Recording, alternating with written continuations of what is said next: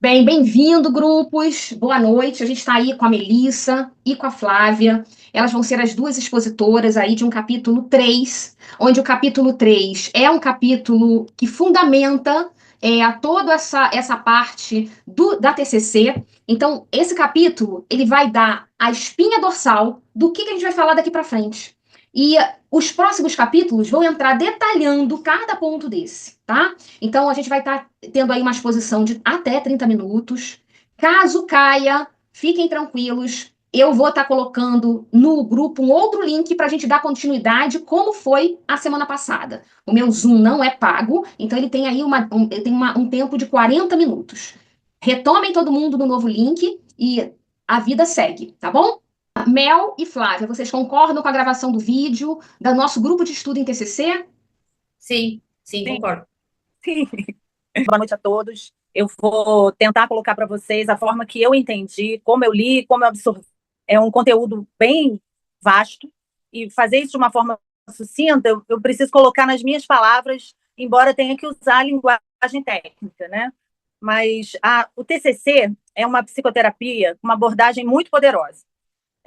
Às vezes a gente ouve falar, mas a gente não vê que simplesmente o TCC é a terapia do pensamento, avaliar o pensamento, entender os pensamentos. E o TCC, ele faz com que a gente coloque tudo numa mesma mesa, pensamento, emoção e comportamento. É uma abordagem muito poderosa que faz exatamente a gente entender que está tudo interligado. Pensamento ele vai influenciar a emoção, que vai influenciar o comportamento, e ambos influenciam o comportamento. Então, o principal nessa terapia é que essa conceitualização, que é o que eu vou falar hoje, é o capítulo que aborda o que é conceitualizar, né? Seria você ampliar a sua base de dados. É uma coletânea. Você vai coletar todos os dados possíveis daquele paciente, cliente, a respeito da forma que ele pensa.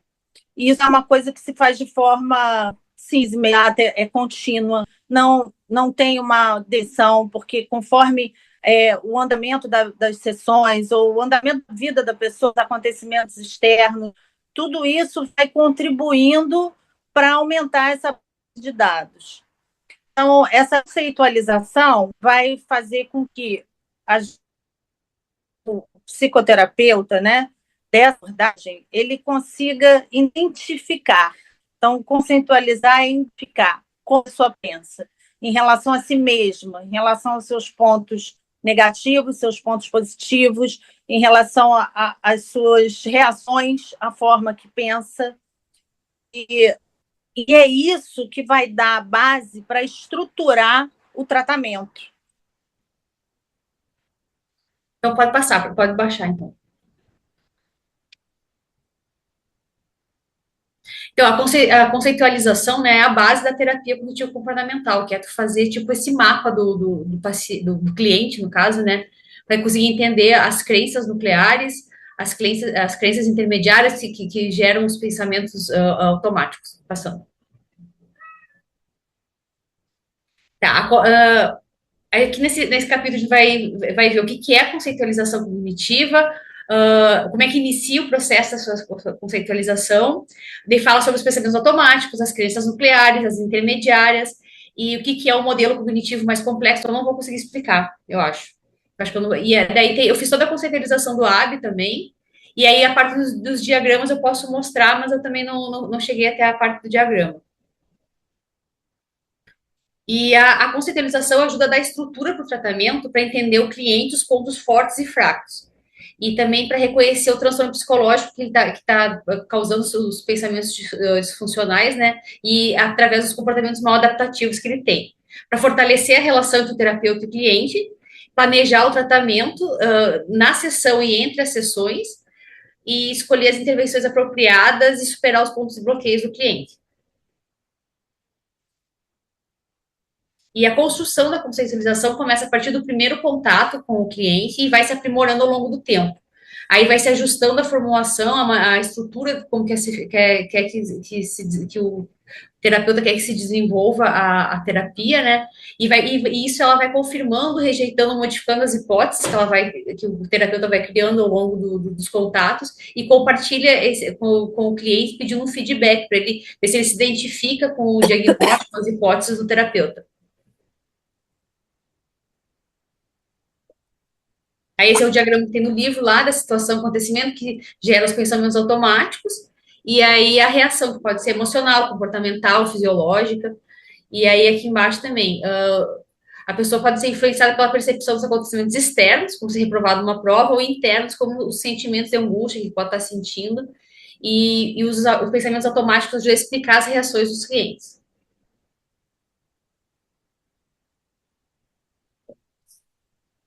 Aí as crenças.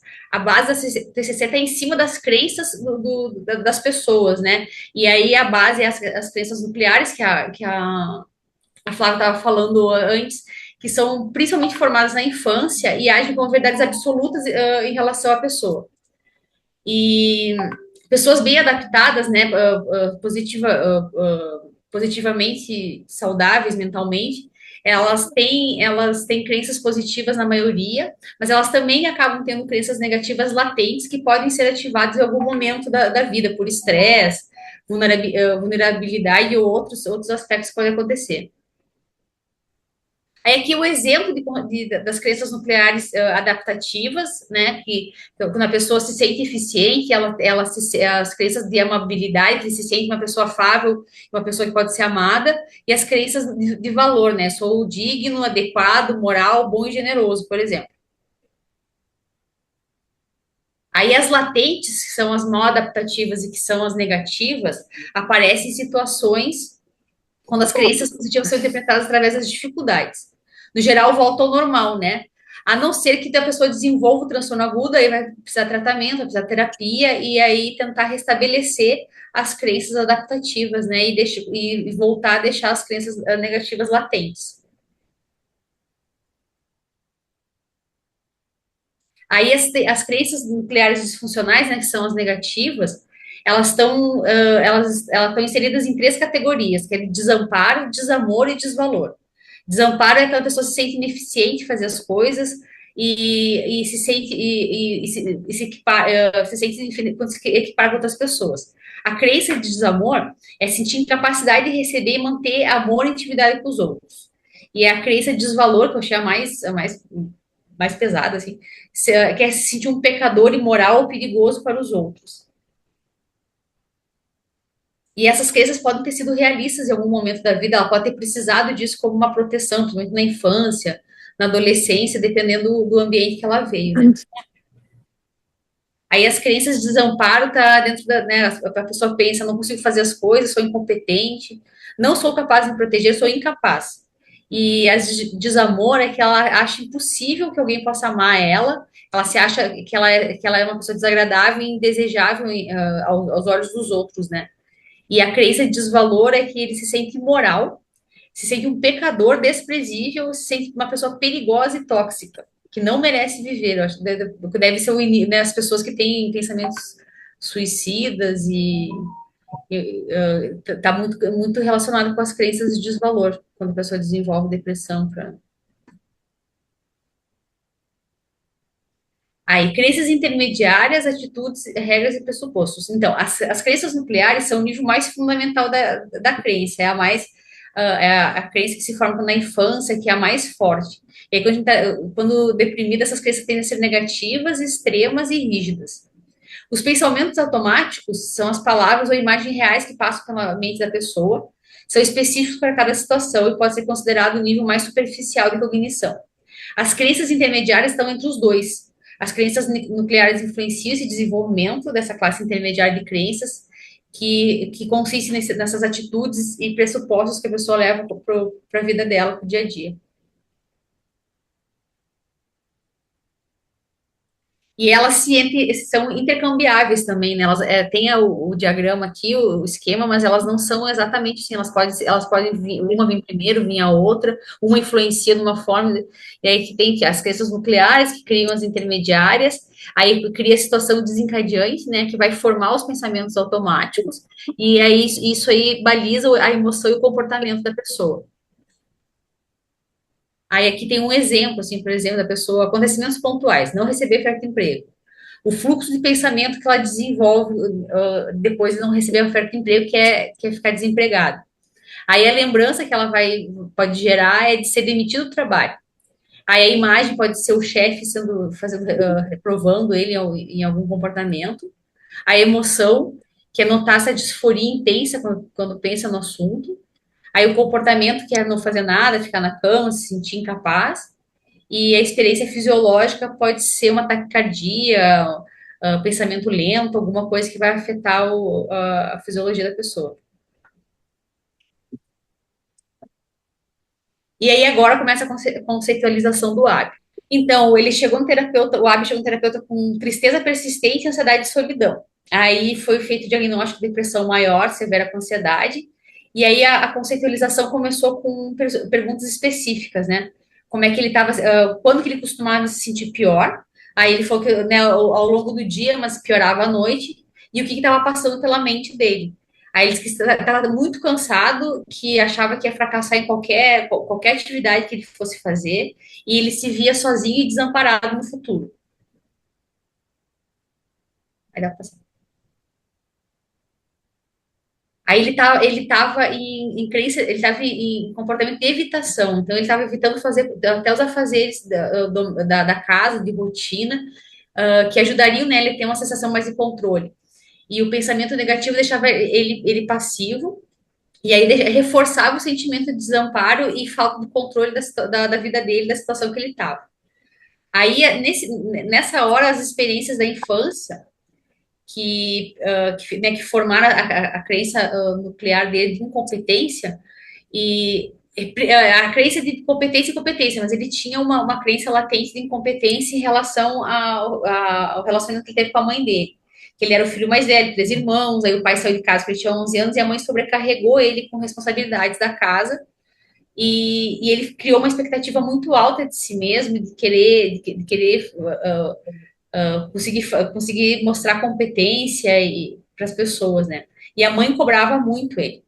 E eram cobranças que eram além da capacidade de uma criança da idade dele, que ele tinha 11 anos na época, né? Tá, vou passar. Então, a crença nuclear do AB é em relação à competência e competência. E aí essa crença começou a se desgastar no contexto da vida familiar dele quando era criança, né? Quando ele fazia um bom trabalho, ele tendia a ignorar suas realizações. Então, mesmo quando ele conseguia fazer uma coisa boa, que ele via que ele tinha feito bem feito, ele acabava ignorando e fomentando, né? Fortalecendo a crença latente dele de que ele era incompetente mesmo assim, né? E o abandono do pai fez que ele viu o mundo de uma forma imprevisível, mas ele tinha ainda uma crença positiva que ele era capaz de lidar com a maioria das circunstâncias. A vida escolar dele foi adaptativa, e depois que ele terminou os estudos, ele tinha ideias positivas disso, conseguiu um emprego, socializava, ia bem no emprego dele e se sentia uma pessoa agradável. Aí casou aos 23 anos, a esposa criticava muito ele, mas ele se via como competente, valorizado e amado nesse estágio da vida dele ainda. Aí as crenças intermediárias, elas são um pouco mais suscetíveis à modificação, né? Aí eu devo trabalhar duro, isso refletia os valores e o comportamento, né, que ditavam as regras para ele. Se eu trabalhar duro, estarei bem, senão seria um fracasso. Se eu descobrir as coisas por mim mesmo, estarei bem, mas se eu pedir ajuda, vai mostrar que eu sou incompetente. Então, mesmo quando ele sabia, quando ele tinha as crenças adaptativas dele, ele sempre acabava reforçando com as crenças latentes dele, né, negativas, em relação à incompetência. Né?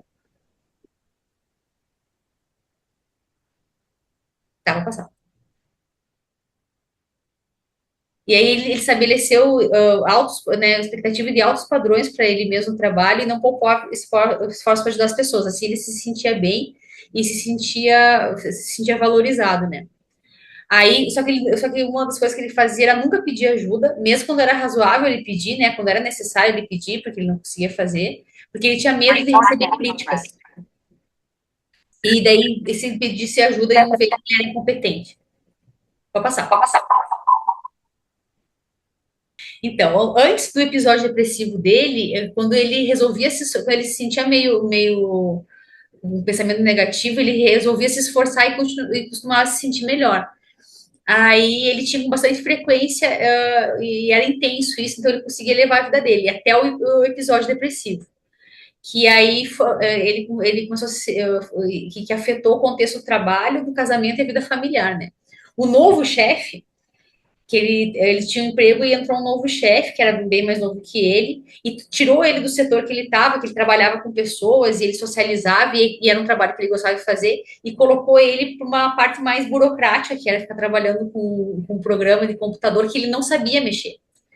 E aí ele começou a cometer muitos erros e ficar ansioso, e ele não conseguia aprender e não pedia ajuda também. Aí ele ficava pensando qual era o problema com ele e por que isso era tão difícil, né? Aí passou mais um tempo, passar. Pode passar. Aí ele viu que ele estava precisando de ajuda e finalmente conseguiu pedir ajuda. E o chefe dele negou. E ele se sentiu menosprezado e que ele estava demonstrando para o chefe dele que ele era incompetente e o chefe dele podia demitir ele. Aí ele ficou com essa crença, né, ele saiu da latência, essa crença de incompetência e vulnerabilidade que ele tem muito forte, que foi criada na infância dele. E aí, essa situação no trabalho repercutiu em casa, que ele ficou mais introspectivo, ficou mais quieto, e aí ele já começou a desenvolver os sintomas de depressão, e aí a esposa dele ficou mais estressada, aumentou as críticas em relação a ele, e aí criou uma tensão muito grande no relacionamento. Aí, próximo. Aí começou a ter sintomas mais fortes, daí os pensamentos automáticos começaram a vir negativos, como desesperança, tristeza, e aí a depressão dele se intensificou e nesse momento a esposa pediu o divórcio. Aí essa sequência de acontecimentos ilustra o modelo de atas e estresse, só que não explica no capítulo o que é esse modelo, não sei se explica no primeiro ou no segundo. Aí eu só pontuei aí, né? Aí as crenças de vulnerabilidade dele aumentos, né, valores muito fortes e rígidos de produtividade e responsabilidade. E o agente estressor dele acabou gerando a depressão, o episódio de depressão que ele teve. Aí, forte depressão, mas a vida ainda tinha aspectos positivos, ele ainda tinha uma relação boa com os filhos, né, com os genros e noras, não sei se ele tinha menino ou menina, e os netos, que ele gostava muito dos netos, principalmente de brincadeiras de esporte, assim, né. Ele mantinha os autocuidado, ele ainda tinha as economias dele, apesar dele estar, né, acho que ele estava sem emprego, não entendi direito, porque ele ainda tinha economia, mas ele não estava tão bem, assim, financeiramente, e e, ele tinha na mente dele que no passado ele já tinha sido uma pessoa funcional na família e no trabalho. Então, isso reforçava que ele era uma pessoa que podia, que não era incompetente, né? E ele ainda tinha, que ele sempre teve muito bom senso e sabia solucionar problemas na vida, tanto pessoal como no trabalho. Aí a crença de incompetência dele foi gerada na infância, ficou lá, daí na época da vida escolar, que ele teve uma vida escolar neutra, positiva, ele se formou bem e tal, então ficou latente. Então, e daí, durante esse período da adolescência, ele criou uma crença que ele estava bem, e aí o estresse do trabalho e em casa que ativou essa crença latente de incompetência, daí ele usou as estratégias mal adaptativas que ele tinha, que era principalmente evitação, porque ele tinha medo, que ele evitava pedir ajuda, ele evitava falar para as pessoas que ele tinha medo de mostrar que ele era incompetente. Aí ele ficou deprimido, e aí as crenças nucleares negativas se tornaram plenamente ativas. Então, que as crenças deixaram ele vulnerável. A depressão dele, a depressão, né, em si, ela é causada por vários fatores psicossociais, genéticos e biológicos. E que provavelmente o AB tem uma predisposição genética, né, disso. Só que aí as crenças negativas dele estavam latentes, deixaram ele mais vulnerável e aí acabaram precipitando esse episódio de depressão que ele teve. Aí manteve o transtorno por um tempo. tentar alinhar aqui e abrir algumas discussões com o grupo, tá? Então, grupo, eu preciso que vocês participem, que a gente vai estar abrindo algumas discussões. Vamos começar por aqui, tá? Mel, você fez um resumo que eu tiro o chapéu, viu? E foi assim. Muito grande, é muito complexo esse capítulo. Nossa. Muito grande, muito complexo. A proposta é exatamente trazer esse capítulo para a gente fomentar essa discussão ou dúvidas, né? Então, eu estudei como vocês, tá bom? E é claro que tive já essa matéria. Então, deixa eu trazer de uma forma um pouco menos didática, mais didática e mais leve, mais solta do que os tópicos. A conceitualização dentro da TCC, ela vem aí do terapeuta, né? Entendendo e coletando informações que ele começa a criar, a entender quem que é aquele cliente. Lembra do cliente-paciente? Aquele cliente que está na nossa frente, que está na frente dele. Para entender exatamente essas crenças nucleares, crenças individuais. Ah, a Flavinha voltou. E crenças automáticos, enfim, que detonam reações que não são adaptativas, são disfuncionais, que eles chamam de crenças negativas ou crenças disfuncionais, tá? Então, como que isso daí implode na nossa mente? Estou tentando ser assim mais didática possível, e se por acaso tiver dúvida, vamos falar sobre isso. Já escutaram? Muitas vezes isso daí acontece com a gente. Às vezes a gente vê uma notícia e lembra de alguém, aquilo já é um gatilho para a gente achar que a nossa vida vai ser daquela forma, né? Ou então a gente encontra com aquele parente que não queria encontrar e já acha que aquele parente está falando mal da gente e que desencadeou todo um processo que gerou inimizade num amigo que tinha em comum. Então, esses pensamentos automáticos, que são muito rápidos, tá? Eles vêm diante de um acontecimento, de uma situação interna ou externa. Ele pode estar vindo simplesmente de uma situação onde a gente adentrou, ou então algo que foi sentido naquele momento que desencadeou todo aquele pensamento que a gente tinha. A parte que trabalha as crenças, né, nucleares, aquelas crenças principais, aquelas crenças que a gente vai chamar também de crenças centrais. Nucleares e centrais é a mesma coisa. Que são a crença que trouxe aí, que é o desamparo, o desamor e o desvalor. A gente vai voltar nela rapidinho, daqui a pouco. Só que essa situação, ou então acontecimento, né, ela leva a pensamentos automáticos e ela causa reações que pode causar as três. Pode ser uma só, duas, não importa. Ela causa uma emoção, um comportamento diante desse pensamento automático, e isso pode sim causar reações fisiológicas. Tem gente que gera enxaqueca, eu sou uma delas. Tem gente que se enrijece toda. Então, o indivíduo, ele trabalha dessa forma, tá? Tá falando sobre aqueles pensamentos automáticos, olha, eles estão aqui, foi desencadeado, aquele que a gente viu agora, ó. Situação, vocês estão vendo a minha setinha? Fala, abre o microfone aí, se vocês estão vendo a minha setinha. Sim, estou vendo aqui. Tá. Então, aquele quadro anterior, ele está exatamente isso, a situação desencadeante, aquele gatilho, aquela situação interna ou externa que levou a um pensamento rápido, geralmente são pensamentos rápidos, mas são recorrentes, toda hora aquilo não sai da nossa cabeça, tá? E que leva um sentimento, aquela emoção, aquele comportamento ou a reação do corpo em si. Por quê? Eles são desencadeados aí por uma crença intermediária que vem pressupor determinadas coisas que irão acontecer. Olha como eu estou de baixo para cima. Então, determinadas coisas que irão acontecer, porque ele acredita que se por acaso aquela situação ocorreu, vai desencadear alguns tipos de pressupostos, regras ou então atitudes dele ou de outro. Tá? E por que que isso daí surge? Porque ele tem uma crença nuclear ou que é também chamada de central, geralmente desencadeada na infância, mas isso também pode ocorrer na fase adulta, em qualquer fase da vida, né? Mais difícil aí é quando está demenciando, esse caso a gente nem vai entrar, mas pode ocorrer. Mas geralmente elas são desencadeadas aí na infância. Por quê? São crenças que foram, como a Mel colocou muito bem também, que foram, ou ele foi reprimido, ou foi oprimido, ou passou por um trauma em si, ou uma necessidade que não foi atendida. Então, foi um ambiente que ele esteve que proporcionou crenças nucleares de desamparo, foi quando ela comentou o desamparo eu não consigo fazer as coisas, por quê? Geralmente alguém, o responsável, eu tiro essa questão de mãe, mas o responsável, no caso do Abi, era a mãe. O responsável falou: você não pode fazer isso, você não sabe fazer as coisas, eu deixo as coisas, você é incompetente. Ou seja, aquilo foi armazenando na cachola dele, tá? Na mente dele, e que desencadeou em algum momento.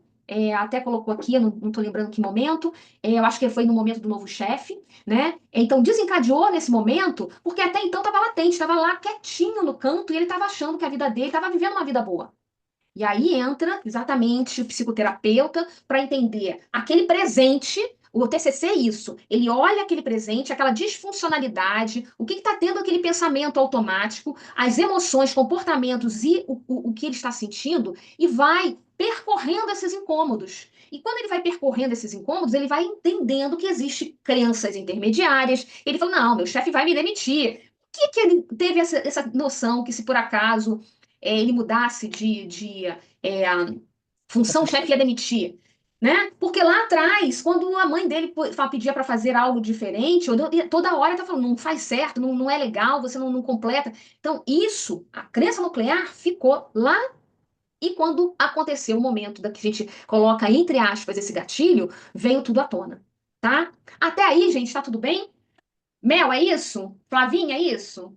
Sim, é isso. Agora, nossa, bem melhor. Não é bem melhor, não. É questão que eu tô na TCC um pouquinho mais que vocês. Foi o meu primeiro contato, né? Eu li duas, eu não consegui nem terminar de ler duas vezes o capítulo, porque ele é grande, Então, ele é complexo. esse é o estudo. Esse é o É. estudo. Essa troca. Eu estou multiplicando para vocês, como algumas de vocês vão vir aqui, exatamente eu também estou aprendendo com a minha fala, estou me ouvindo, né? Então é esse aprendizado que a gente faz, tá? Até aí Em tudo bem? relação, Clau, em relação ao processo de tratamento, as intervenções, porque isso está dentro do capítulo, que eu entendi naqueles diagramas são como um mapa para você seguir trilhando ali para quebrar esses padrões disfuncionais. Ó, Beatriz, bem. Isso. Essa dúvida que eu tô é em relação à conceitualização, né? Se essa conceitualização que vocês falaram, né, de colocar a situação, as crenças e tudo mais, se ela é compartilhada com o paciente, porque, pelo que a gente entende da TCC, né, o tratamento é os dois, né, em conjunto. Mas eu não sei se nesse caso ficaria só para o terapeuta. Ótima pergunta. Entendeu? Ótima pergunta. Vocês querem responder, meninas? Flávia e Melissa, ou vocês querem que eu responda? Quero que você responda. É o aprendizado, Flávia. Eu quero que você responda, mas pelo que eu li, realmente é um trabalho em conjunto, que o terapeuta precisa também do feedback do cliente, paciente, para que eles possam construir essa base de dados. Então, esse daí é um dos princípios da TCC que a Flavinha falou, tá? É um dos princípios que ele fala lá, inclusive no segundo capítulo, que ele fala exatamente que esse tratamento, na verdade, é uma parceria que existe entre cliente e terapeuta. Só que eu vou abrir um parênteses aí. A pergunta da Beatriz, ela falou especificamente de conceitualização. Quando a gente fala sobre conceitualização, principalmente sendo no início, a gente não vai abrir para o cliente. Eu acho estranho esse nome cliente, cara. Eu mas acho estranho. tá lá tá no nosso encontro primeiro. Ele vai abrir para o cliente o que ele está compreendendo.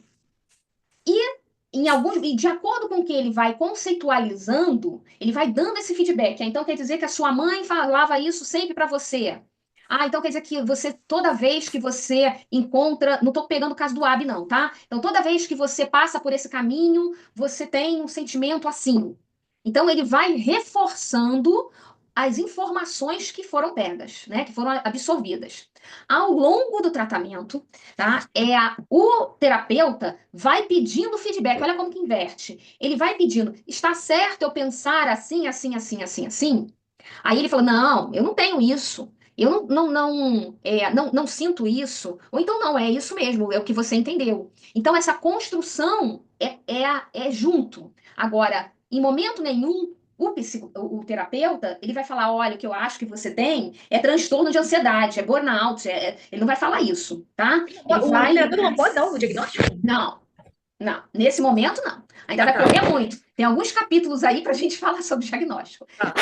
Então, ele vai, sim, na conceitualização, que a Flávia comentou muito bem, logo no início, quando a gente estava escutando a Flávia, é exatamente essa captura de informações para a gente construir como que vai ser a condução do tratamento. Respondido, Bia?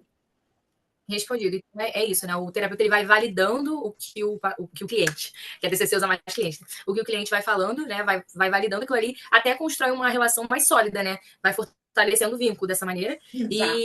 E depois, ao longo do tempo, o próprio cliente vai trazendo também esse feedback dele e vai construindo essa conceitualização, né? Entendi. Exatamente. Tirar da minha dúvida. A gente fala, inclusive, olha, no princípio de tratamento, a TCC requer uma aliança terapêutica sólida. Os planos de tratamento da TCC estão baseados em uma conceitualização cognitiva em desenvolvimento contínuo. É o primeiro. Enfatiza, que é o sexto, a TCC enfatiza a colaboração e a participação ativa do cliente, tá? Então, a gente viu lá no nosso capítulo 1 e 2 exatamente os princípios. Agora a gente está vendo os fundamentos, que é essa raiz, que é esse eixo, essa estrutura que a gente tem de crenças nucleares, ou crenças centrais, crenças intermediárias, pensamentos automáticos, aí gera uma situação, aí pensamentos automáticos que vai gerar uma reação. Essa reação pode ser emoção, comportamento, sintomas fisiológicos, pode desencadear os três, pode desencadear dois, pode desencadear um. Entenderam?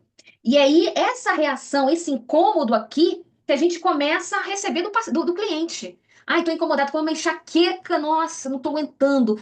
Mas o que aconteceu nessa semana? Como foi essa semana? E a gente tá conceitualizando. O que traz essa enxaqueca? Olha, o que traz essa enxaqueca? O que te traz aqui? É uma enxaqueca, eu tô com raiva da pessoa tal. Eles já entram assim. Entendeu? Então, nós entramos aqui assim. Quem faz terapia? A gente já entra assim. Puxa, essa semana me trouxe uma situação assim, assim, assim. A gente já entra assim. A gente não entra, olha, porque a minha mãe lá atrás me tratava. Não, a coisa é construída de baixo para cima. E aí, o que a Flávia também colocou e deu ponta para que eu aborde aí com vocês e cause essa discussão é que após esse modelo, todo o modelo cognitivo que eles chamam, que é esse modelo mais complexo, que acabei de falar, ele também tem a estratégia de tratamento para esse indivíduo, né? Então, a estratégia de tratamento, ele vem lá no finalzinho do capítulo falando o seguinte, para resumir toda a parte de conceitualização, elas são baseadas em dados que os clientes apresentam em sua própria palavra. Você deve considerar suas hipóteses como provisórias até que sejam confirmadas pelo cliente. Olha aí. Você irá reavaliar e refinar continuamente os diagramas, ou seja, esse diagrama, essa espinha dorsal, à medida que coletar dados adicionais, e sua conceitualização não está completa até que o cliente termine o tratamento. Pode, inclusive, aquilo desencadear uma outra crença nuclear, mas é o indivíduo que está ali. Então, quantas estão plugadas nele? Que ele não consegue dar fim àquele pensamento automático e aquelas reações que ele está tendo. E muitas vezes acontece sim, hoje em dia o TCC ele vem aí para ser uma terapia de aprendizado, ou seja, o cliente precisa aprender a lidar e a regular as suas emoções, para que ele consiga construir um futuro, consiga entender quais os objetivos e construir esse futuro, alcançar esses objetivos, tá? Mas pode acontecer que ao longo do caminho outras coisas surjam e o que acontece com esse cliente? Ele vai ter dificuldade de lidar com elas. Só que às vezes já está no processo terapêutico, ele já está no tratamento de uma crença nuclear. E vão surgir outras. E vão surgir outros pensamentos automáticos. Essa é a vida da gente, o indivíduo que lida com situações. Ok aí? E aí, o tratamento da TCC, ele pode ser, hoje, inclusive já tem isso, ele antigamente era mais rápido, né? Então, ele propõe a ser mais rápido para determinados entendimentos de pensamento, mas de acordo com o diagnóstico, o tratamento vai ser mais moroso, porque o foco hoje em dia é a terapia, o TCR. Quem lembra do TCR da semana passada? A de recuperação, que até por dar para outros transtornos também. Transtornos mais Isso, graves, na verdade, né? exatamente, a recuperação. Então, ele saber se regular, favorecer os pontos positivos dele nesse tratamento, as habilidades dele, favorecendo as qualidades, focando nas qualidades para que ele encontre esse caminho de levar o futuro dele.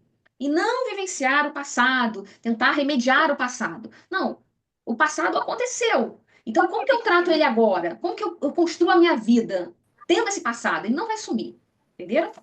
Sim. E aí? Deixa eu botar Pode, aqui. pode repetir novamente essa parte que você falou sobre a TCR?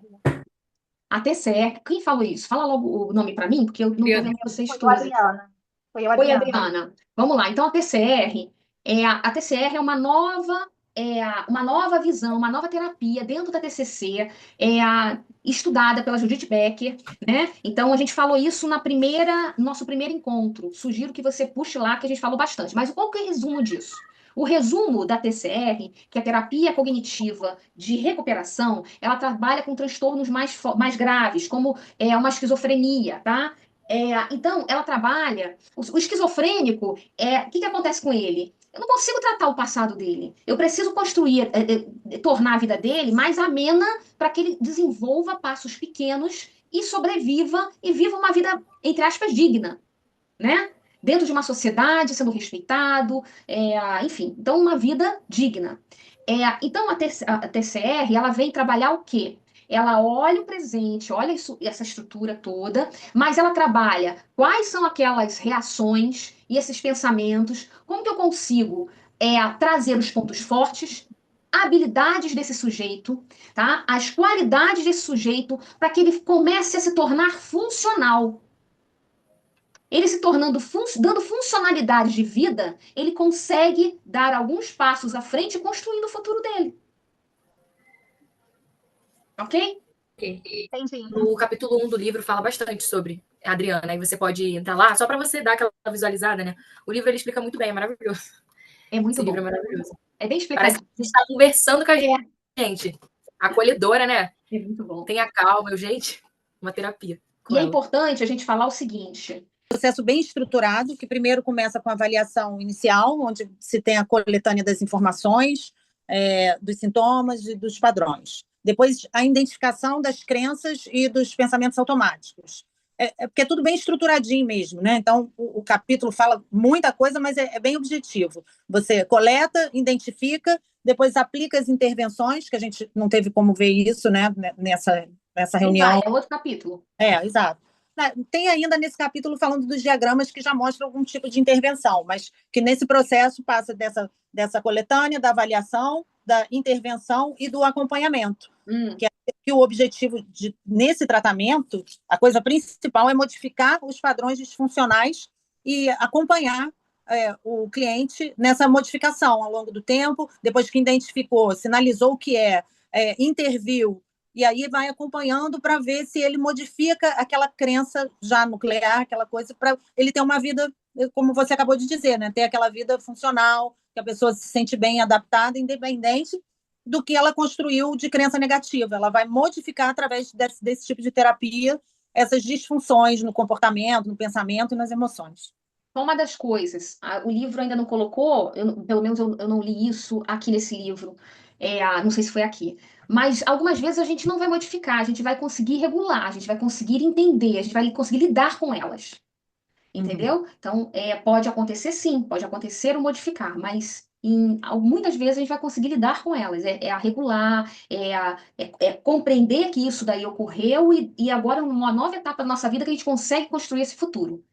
Entendeu? Que a gente consegue ter funcionalidade. A todo momento ele fala nessas funcionalidades, né? Funcionalidades, funções. Tá? Mas é isso aí.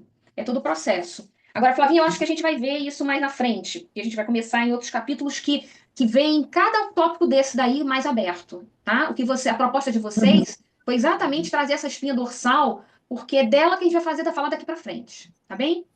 Mais alguém? Oi, boa noite, Francisca. E quando o paciente, ele admite, né, o pensamento automático, ele está numa situação bastante grave, ele admite, ele sabe, mas ele não quer mudar. Como é que um psicólogo faria nesse instante? Tipo Alguém quer falar, quer responder isso daí, quer fazer uma troca? Senão eu vou fazer troca, mas alguém quer? Eu gostaria de então, falar. Por favor, Débora, ou Beatriz.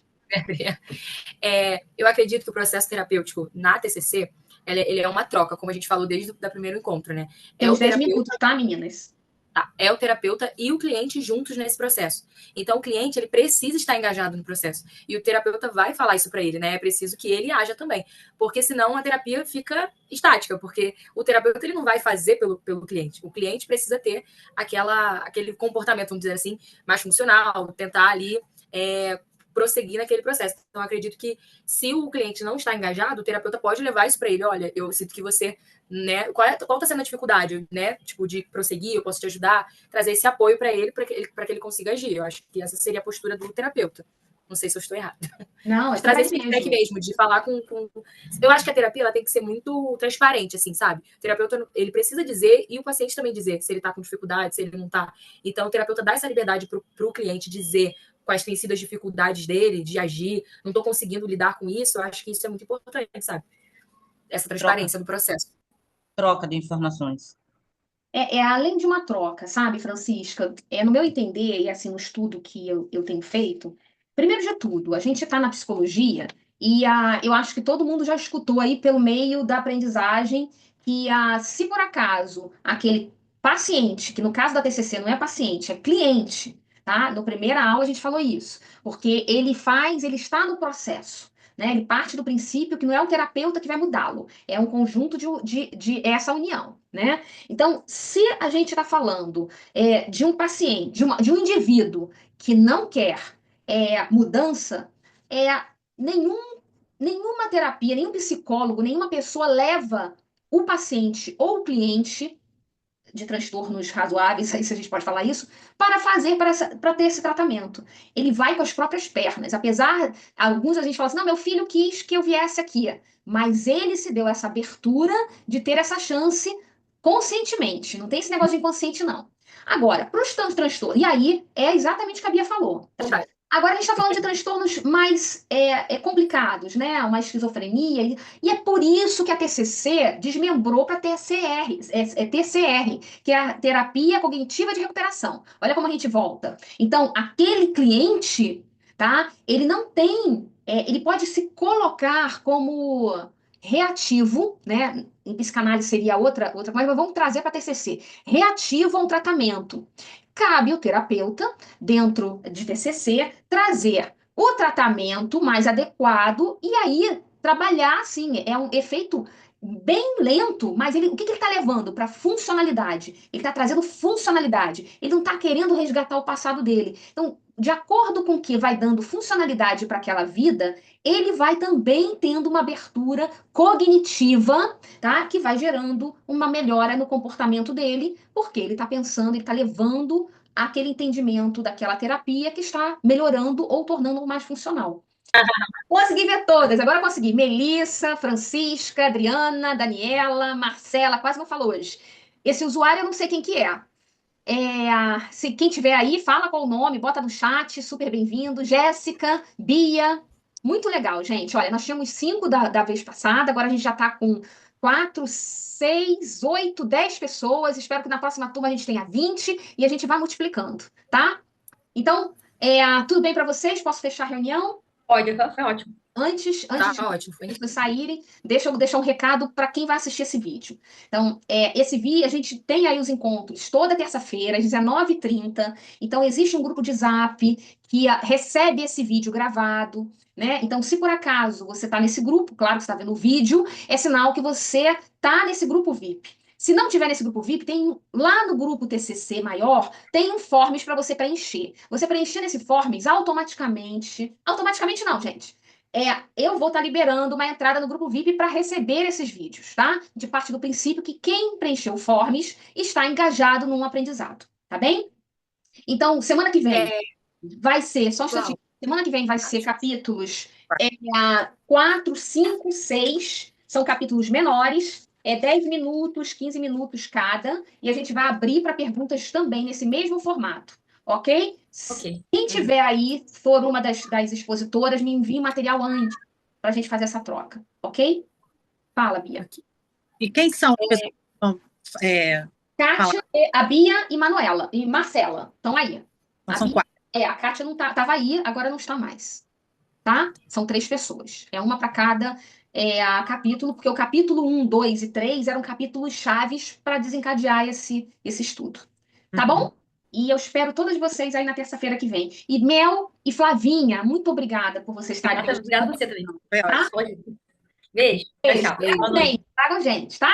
Tá.